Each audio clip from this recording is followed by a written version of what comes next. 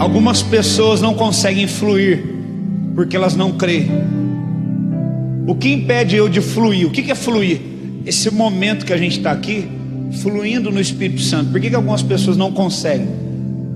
Baseado naquele texto da mulher cananeia que está no poço, o Senhor fala: se você crer, o que ele fala? Do teu interior fluirão rios. O que impede nós de fluirmos? Crer. O que impede você de fluir na presença de Deus? Crer que Ele está aqui, crer que Ele é real, crer que Ele é o mesmo, crer que Ele é poderoso, crer que Ele habita em você, crer que Ele está neste lugar, crer que é Ele que está falando por intermédio da minha boca. Crer, crer, crer. Naquela época um homem não parava para falar com uma mulher, muito menos um homem judeu falar com uma mulher cananeia, com uma estrangeira. Mas Jesus pregou e aquela mulher creu. O que está impedindo você de fluir, crente? É porque você não crê mais, é porque você não acredita mais, você não dá a mínima mais, se é verdade ou não. Você precisa acreditar, você precisa crer, para que você volte a fluir, para que você volte a fluir no Espírito, para que você volte a orar em línguas, para que você volte a fluir nos dons, para que você volte a ler a palavra, para que você volte a ter uma vida de oração de qualidade, para que você volte a queimar, a fluir. Você precisa crer, crer, crer, crer, crer. Você se decepcionou com pessoas, então quando Deus usa uma pessoa, você não consegue acreditar, porque você sempre olha com dúvida, não crê. Mas o interessante é que Jesus, filho do homem e filho de Deus, Jesus sendo Deus vem na forma de homem, e ele fala o que? Crede em Deus e crede também em mim. O que ele está querendo dizer? Crede em Deus absoluto no trono, e crede quando alguém cheio do Espírito de Deus estiver falando com você na forma de homem, mas com o Espírito de Deus dentro. Crede. Então eu posso dizer, crede em Deus e crede também em mim, como Jesus disse, porque Ele falou que as obras que Ele fez eu tinha que fazer também. E a palavra de Deus fala: crede em Deus e estareis seguros, e crede nos seus profetas e prosperareis. Crede em Deus, crede também em mim, igreja. Deus está neste lugar. Creia que Deus usa pessoas, que Deus fala através da boca de pessoas. Então você vai começar a fluir, você vai começar a experimentar o que Deus está fazendo aqui neste lugar. Você não vai ficar só assistindo, você também vai fluir no Espírito. Aleluia. Espírito Santo,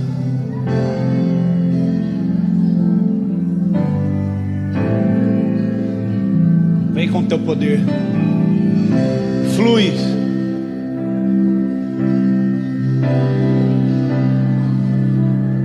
Flui neste lugar a tua presença. Se você se decepcionou com uma pessoa, você precisa ser livre disso, porque Deus vai usar pessoas para ministrar em você, para tocar a sua vida.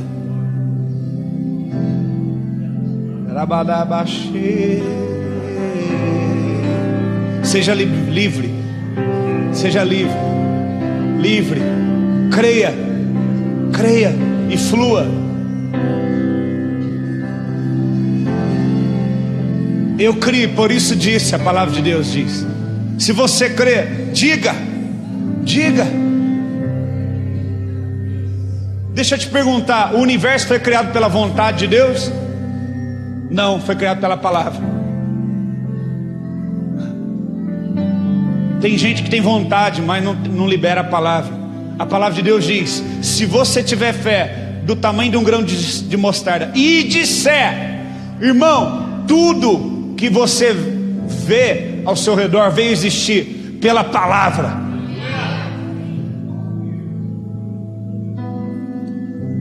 Não é vontade, é palavra. Tem gente que está cheio de vontade, mas não libera a palavra.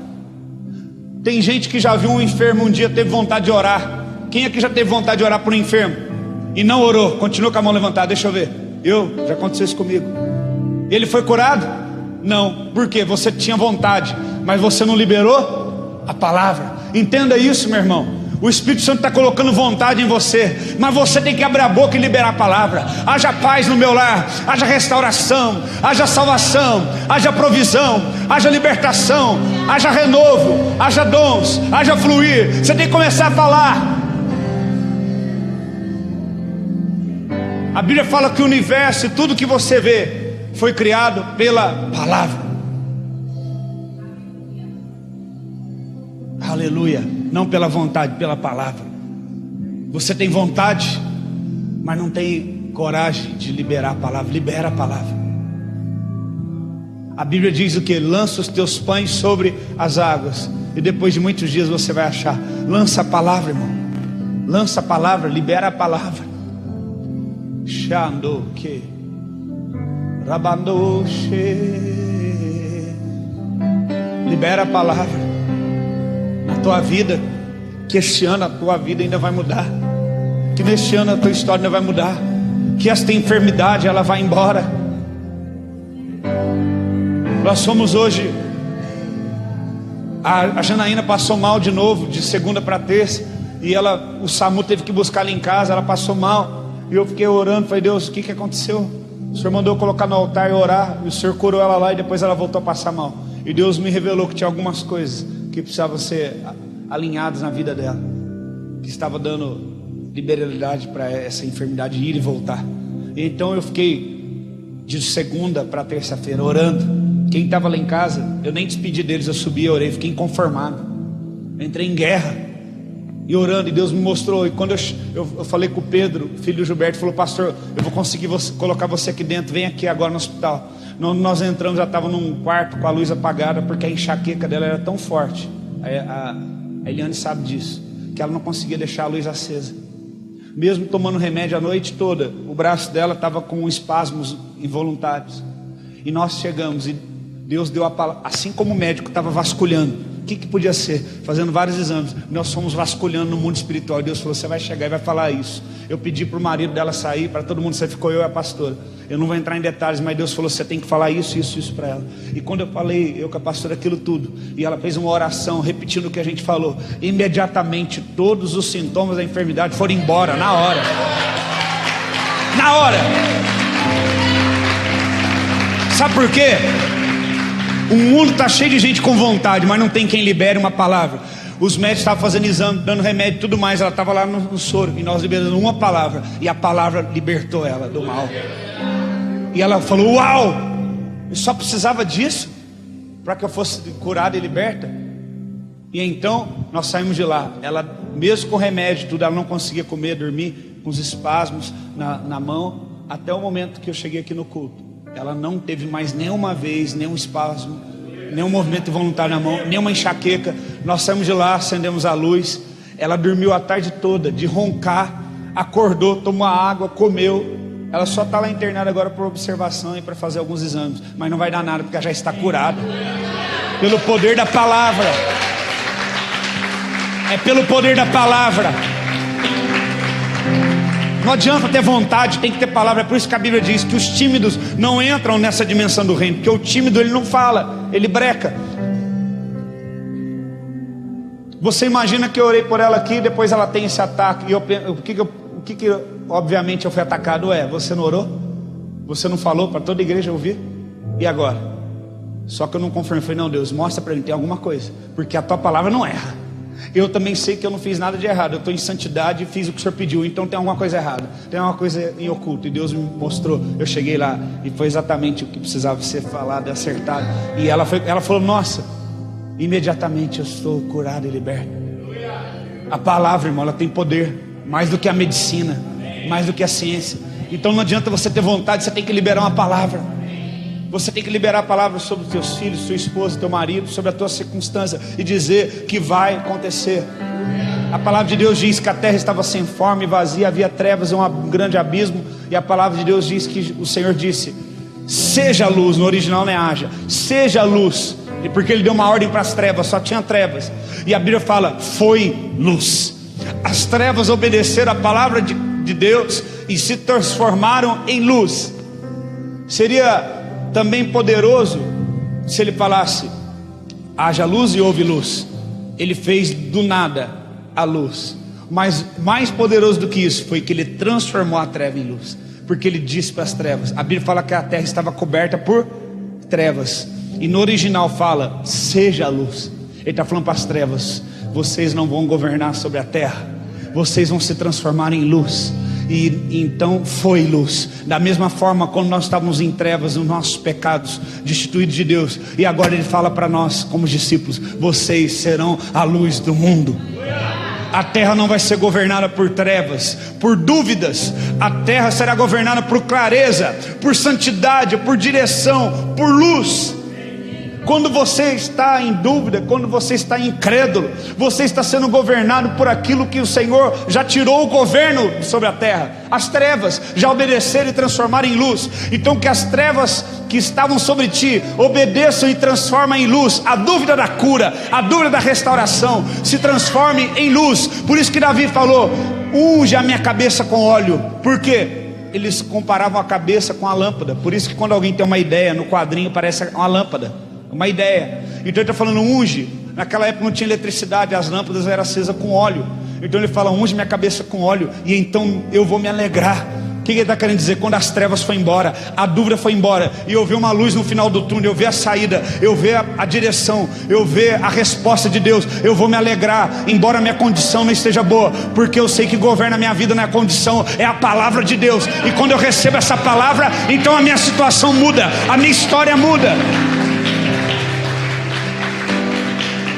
E então Davi fala logo depois desse texto: pois contigo saltarei muralhas. O que ele está falando? Quando eu recebo a revelação, a palavra, eu tenho autoridade agora para destruir os limites que estão postos diante de mim. Eu vou superar as muralhas, eu vou superar os limites que estão postos diante de mim. E ele continua o texto dizendo: e contigo eu destruirei exércitos. Ele está querendo dizer: eu vou receber uma capacitação sobre-humana, sobrenatural, para destruir toda circunstância contrária, adversária, que se levanta contra mim. 1000 cairão ao teu lado, 10.000 à tua direita, e você não será atingido. Eu vi algo que eu achei tremendo, eu até coloquei no Face. Muita gente fala que Jesus foi para o deserto para jejuar, mas não tem base bíblica, porque não fala isso. Não fala que ele se retirou para jejuar, fala que o Espírito de Deus jogou. No original fala que literalmente jogou ele no deserto, né? E ali fala que o diabo ia tentá-lo no deserto. Preste atenção no que eu vou te explicar.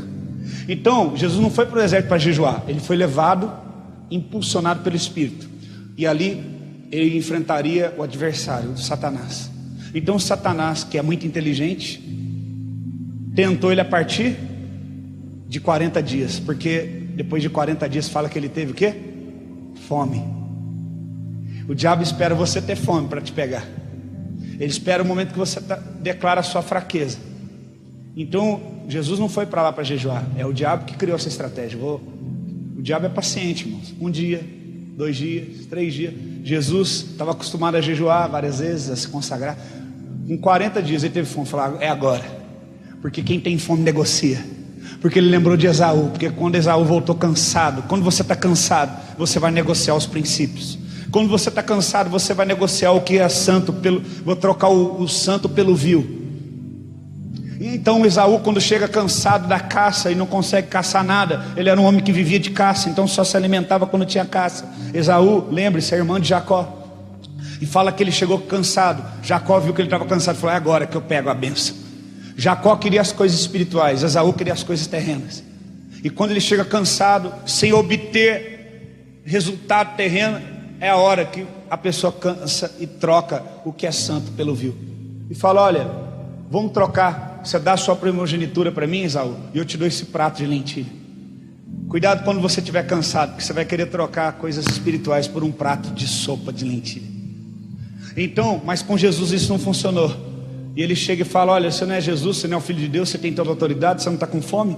Ordene essa pedra que se torne pães. Sabe por que Satanás estava falando isso para Jesus? Porque lá no Éden ele fez isso. Olha, Eva, come desse fruto do conhecimento do bem e do mal, ofereça para o teu marido. Deixa eu te falar, meu irmão, o diabo ele quer determinar o que vai ser o teu alimento. Ele quer determinar o que vai alimentar você, o que vai encorajar e fortalecer você. Desde o Éden ele tem feito isso, só que com Jesus não funcionou isso. É como se Jesus tivesse olhado para ele e falou: olha, com Adão e com Eva funcionou, mas comigo não vai funcionar. Você não vai determinar o que eu vou comer, você não vai determinar o meu alimento. Olha, nem só de pão viverá o homem, mas de toda palavra que sai da boca de Deus. Aleluia, aleluia. Porque Jesus sabia que ele só precisava da palavra para que tudo pudesse mudar, para que tudo pudesse acontecer. Você só precisa da palavra. Amém? Não deixe o diabo dizer o que você tem que comer. Não deixe que ele faça com você o que ele fez com Adão e com Eva. Ele fez isso com Jesus e tenha certeza, ele vai fazer isso com você. Mas você vai ter que dizer: olha, diabo, você não vai determinar o que eu tenho que comer ou o que eu não tenho que comer, porque o meu alimento é fazer a vontade do meu Pai que está no céu, e o meu alimento é a palavra de Deus. Você vê que 2 vezes que a Bíblia fala sobre alimento, fala que é a vontade e é a palavra. Jesus fala: eu não tenho fome mais. Eu disse: por que você comeu alguma coisa? Não, a minha comida é fazer a vontade do meu Pai que está no céu. Mas você acabou de falar, pastor, que não é a vontade, é a palavra. Ok, é a vontade com a palavra. Por quê? O que ele está querendo dizer? Enquanto vocês foram lá, eu encontrei uma mulher e eu liberei a vontade do meu Pai era ficar aqui, falar com ela e liberar uma palavra que destravasse ela, para que ela pudesse crer, acionasse a fé, e para que ela destravasse e começasse a fluir. Quando você encontra com ele, ele vai destravar você naquilo que você está entulhado e travado, para que você comece a fluir nele e comece a ter fé e crer. E a Bíblia fala que a fé vem pelo ouvir a palavra. Então quando Jesus está falando a palavra com a mulher, ela começa a crer, e então quando ela crê, ela começa a fluir. Por isso que a palavra de Deus diz: crê, por isso eu falei, por isso eu disse. Aquele que crê, ele fala. A Bíblia também fala o quê? Que aquele que crê no seu coração e confessa com sua boca já é salvo. Não adianta só crer com a sua boca, com o seu coração, você tem que falar com a tua boca, é a palavra. Não adianta Deus te encher de vontade, você tem que transformar essa vontade na fala. Porque você é filho de Deus, e assim como Deus, você é imagem e semelhança dele. Tudo vai mudar na tua vida através da palavra. É por isso que tem gente que conhece a Bíblia de capa a capa. Existem denominações que conhecem a Bíblia de capa a capa, mas nada muda. Continuam escravos do álcool, da prostituição, vão em shows para se sentir completo, acham que não é pecado. Por quê? Porque tem a letra mata, mas a palavra vivifica. Há uma diferença, olha o que Paulo fala. As palavras não são compostas por letras, mas o que ele fala? A letra, mas a palavra. O que é a palavra ali no original? A voz ativa, viva de Deus. É diferente de uma letra. Uma letra não tem poder, mas uma palavra ativa de Deus, a voz ativa de Deus, ela tem o poder de mudar histórias, de decidir destinos. Você está entendendo, querido? Por isso que Paulo falou: quando eu fui até vocês, eu não procurei ser alguém inteligente. Embora eu fale várias línguas, eu sou um cidadão romano, eu não decidi vir para vocês falar com palavras persuasivas, ao ponto de persuadir vocês com discurso. Mas eu vim com demonstração de palavra de poder. Palavra ativa, voz ativa de Deus. Então você pode dizer: domingo não teve palavra? Teve. Hoje não está tendo palavra? Tem pelo menos umas 4 pregações aqui. Tem palavra, está saindo palavra. Está saindo palavras que vão mudar a tua história, palavras que vão mudar a tua vida. Como que será que é na Coreia do Norte, onde eles não têm Bíblia? Palavra. Talvez por isso que eles vivem muito mais a palavra do que a gente. Por isso que eles falam: pode prender meu marido, eu posso viver sem meu marido, mas não posso viver sem Jesus. Pode prender meu filho, eu posso viver sem meu filho, mas não posso viver sem Jesus. Por isso que eles devem ser muito mais crentes que a gente, porque o fato deles talvez não ter um livro com a letra, eles têm mais intimidade com a palavra do que a gente. Com aquele que é a palavra não é um livro, a palavra é uma pessoa. No céu nós não vamos ter uma Bíblia cada um nas nossas mãos para consultar o que Jesus diz. Nós vamos ouvir diretamente da boca daquele que é a palavra de Deus. Nós vamos comer do próprio pão vivo. Você entende isso? Como o pastor pregou dos bereanos, não era aqueles que ficavam: você está falando? Não, o bereano não era isso que ele ficava, como muitos pensam, alguém fiscalizador, mas aquele que ia entender na essência da pessoa de Cristo, na essência da mensagem. Porque tem muita gente que prega o que está aqui, mas não vive na essência do que está aqui. Não adianta nada, não tem palavra, não tem voz ativa. É por isso que não tem o levanta e anda. Os escribas, eles cuidavam da palavra, eles conferiam tudo, mas eles não tinham autoridade para dizer para o aleijado, levanta e anda. Aí que está a diferença. O surdo e o mudo ouvir e falar, o cego enxergar. Mas Jesus falou, os sinais seguirão os que crê. Quando João Batista foi perguntar, é o Senhor ou devemos esperar outro? Ele não falou, vai lá e confere nas palavras proféticas de Isaías ou de Jeremias, não. Ele falou assim, fala para ele, que os surdos ouvem, os mudos estão falando, os coxos andam, os cegos veem, aleluia. E este evangelho do reino está sendo pregado e as pessoas estão sendo libertas. Olha o que Jesus falou. Ele não mandou ele consultar profecia, ele mandou ele ver manifestação de poder. Então eu quero te dizer, irmãos, a verdadeira igreja hoje, ela dos últimos dias vai ter poder, ela vai ter autoridade. Como que você sabe que é uma igreja de Deus? Ela prega o evangelho do reino e tem poder, tem autoridade de Deus para expulsar demônio. Há muito tempo você não vê demônio, então vem aqui, você vai ver demônio manifestando. Há muito tempo você não vê crianças falando em línguas, então vem aqui, você vai ver. Há muito tempo que você não vê pessoas sendo curadas assim, então você vem aqui, você vai ver. Porque é chegada a hora da manifestação dos filhos de Deus, daqueles que estão cheios do Espírito Santo. Aleluia! Aleluia! Aleluia! Vamos adorar Ele. Levante suas mãos, feche os teus olhos.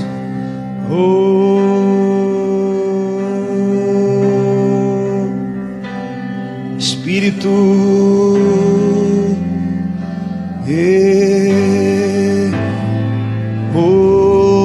comece a adorar. A Bíblia fala algo interessante, só vou dizer mais isso. A Bíblia fala que Samuel, ele tinha ungido Saul com um vaso de barro, mas agora Deus decide levantar outro e fala, Samuel, vai na casa de Jessé, leva o chifre. Chifre fala da autoridade do Espírito, do reino do Espírito. Vaso de barro fala do governo humano, da vontade humana. Um rei levantado pela vontade do povo. Davi, chifre, um rei levantado pela vontade do Espírito. Não era porque Davi sabia tocar bem a harpa que o demônio saía. A harpa só era um instrumento para ele demonstrar aquilo que estava dentro dele, que era o Espírito de Deus. E se você vê algo tremendo, rapidinho, antes da gente adorar, aqui em 1 Samuel 16, olha o que fala no verso 13, e depois nós vamos ler o 14. Tomou Samuel o chifre do azeite e ungiu no meio dos seus irmãos, e daquele dia em diante, fala comigo, daquele dia em diante, fala com autoridade, fala, daquele dia em diante, o Espírito do Senhor se apoderou de Davi. Meu irmão, daquele dia em diante que o Espírito Santo entrou na tua vida. Por que fala daquele dia em diante? Porque daquele dia em diante a tua vida não vai ser mais a mesma. Daquele dia em diante as pessoas que estão perto de você não vai ser mais as mesmas. Daquele dia em diante o lugar onde você habita não vai ser mais a mesma. A tua história começa daquele dia em que o Espírito de Deus se apoderou da tua vida. Daquele dia em diante o Espírito de Deus se apoderou dele. E depois Samuel se levantou e foi para Ramá. E aí no verso 14, olha a cronologia. Verso 14: ora, o Espírito do Senhor retirou-se de Saul. Ao mesmo tempo que o Espírito de Deus entra em Davi, agora ele fala, saí de Saul. Não vou mais ungir Davi, a Saul. Por quê? O Espírito de Deus havia entrado em Saul para capacitá-lo para ser um bom rei. Não havia mais propósito do Espírito habitar nele, se ele não iria mais viver para cumprir esse propósito. O Espírito de Deus, ele habita em você para cumprir um propósito, para que você viva para o propósito de Deus. Então a palavra de Deus diz aqui no verso de número 23, verso 23: e sucedia que quando o espírito maligno da parte de Deus vinha sobre Saul, Davi tomava sua harpa e dedilhava, e então Saul sentia alívio e se achava melhor, e o espírito maligno se retirava dele.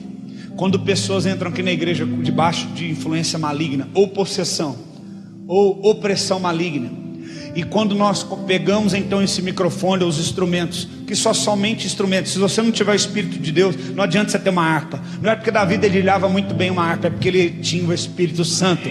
Porque a partir daquele dia o Espírito Santo estava sobre ele. É porque a partir daquele dia o Espírito Santo se apoderou dele. É porque a partir daquele dia o Espírito Santo estava sobre ele para fazer coisas sobrenaturais. E a partir daquele dia, quando ele pegava a harpa e estava diante de homens atormentados que se desviaram do propósito, ele tocava, o espírito maligno ia embora. Você tem um instrumento na tua mão, toque-o. O que você tem? O que Deus colocou na tua mão? Qual é a harpa que Deus te deu?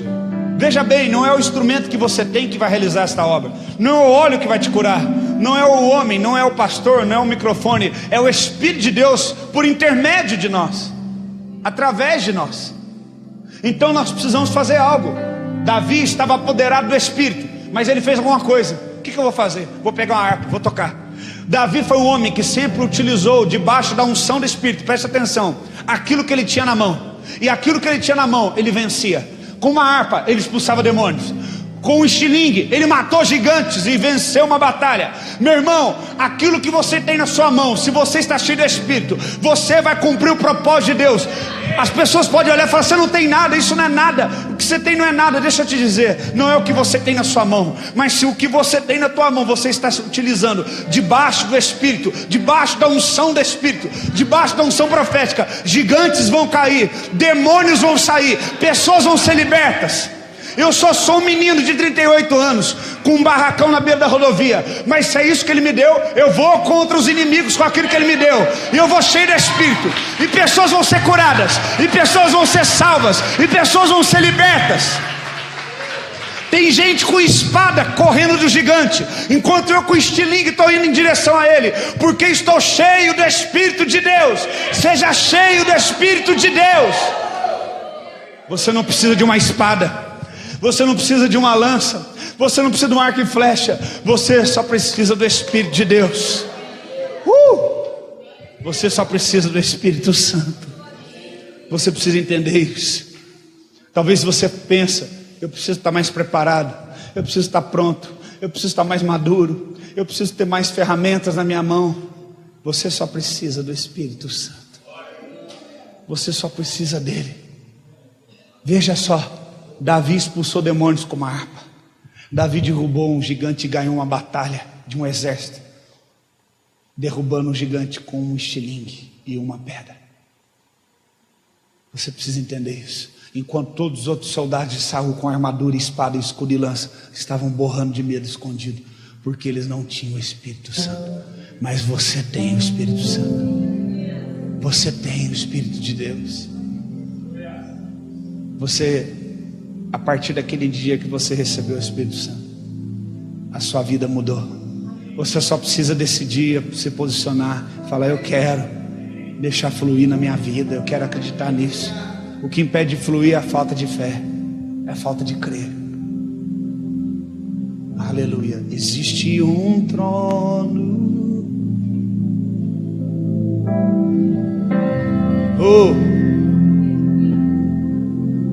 Xarambadoque. Espírito Santo. Existe um trono colocado no mais alto lugar,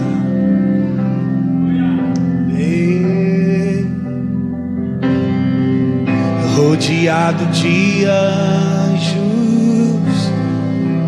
onde Deus reina.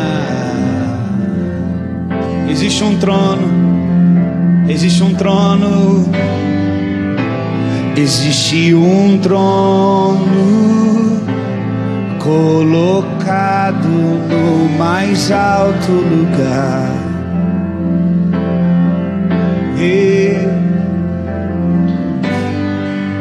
Rodeado de anjos, onde Deus reina. E a minha vida Ele governa. E a minha vida Ele governa. E a minha vida Ele governa. E esse rei veio a mim, com os seus olhos em chama. E eu perguntei sobre os seus olhos, e sorrindo me disse: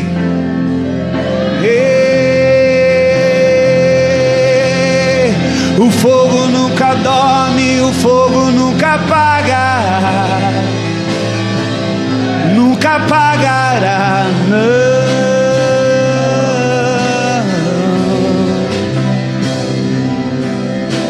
Deus nunca morre, Deus nunca é vencido,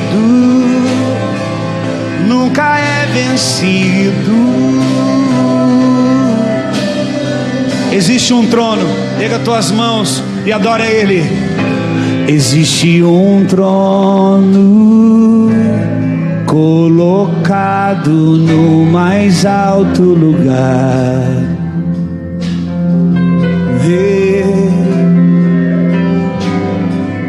rodeado de anjos,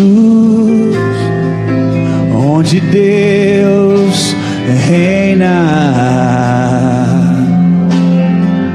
E a minha vida, pega tuas mãos o mais alto que puder, diga: e a minha vida Ele governa. E a minha vida Ele governa. E esse rei veio a mim, com os seus olhos em chama. E eu perguntei sobre os seus olhos, e sorrindo me diz: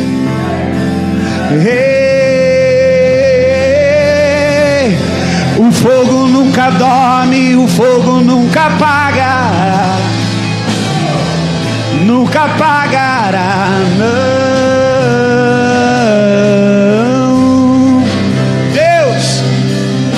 Deus nunca morre, Deus nunca é vencido, nunca é vencido.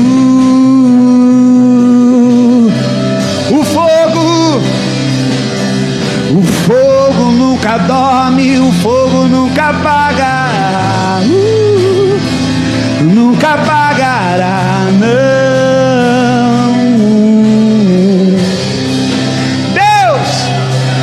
Deus nunca morre, Deus nunca é vencido, nunca é vencido.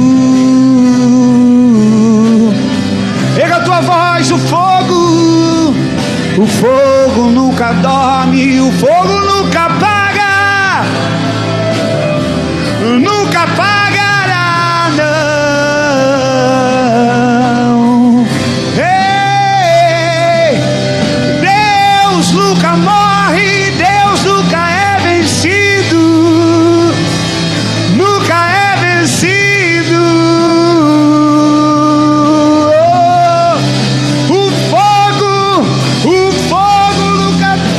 O fogo nunca apaga,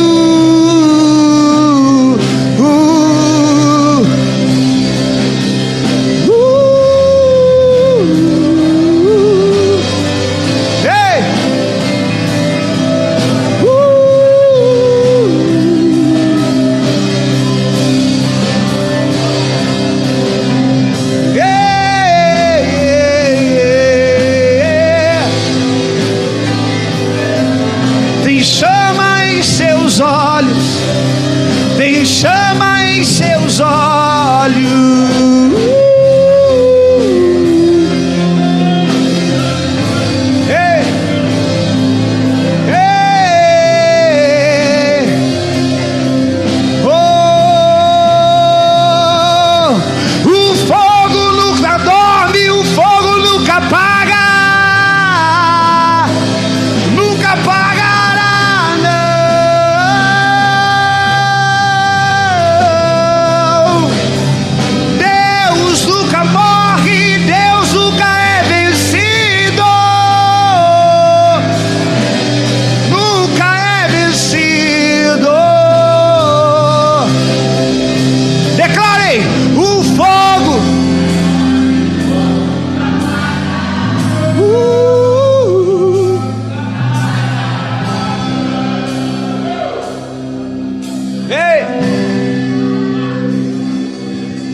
Deus nunca morre, Deus nunca é vencido.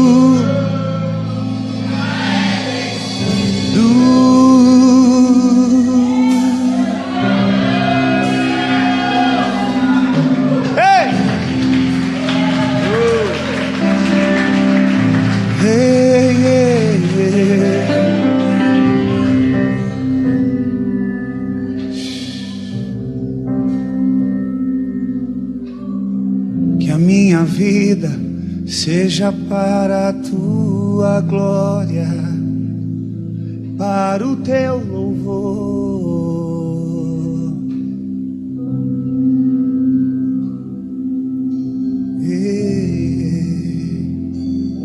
Santo e poderoso,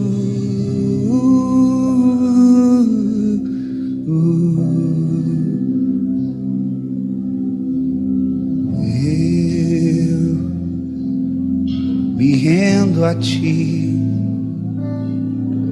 me rendo diante do teu fogo de glória.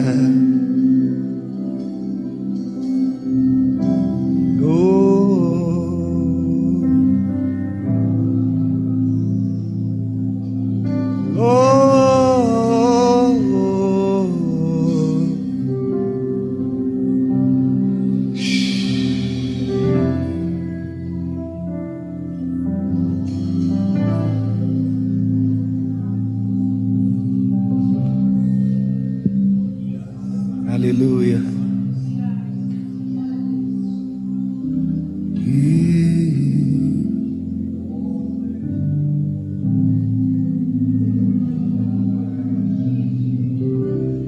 Antes, quando Pedro não tinha o Espírito Santo e falaram: você é um deles, você fala como eles. Ele falou: não, eu não sou.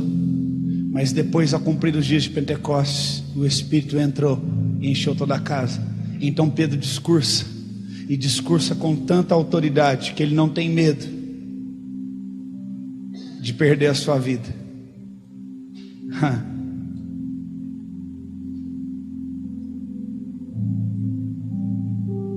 No verso 23 ele fala,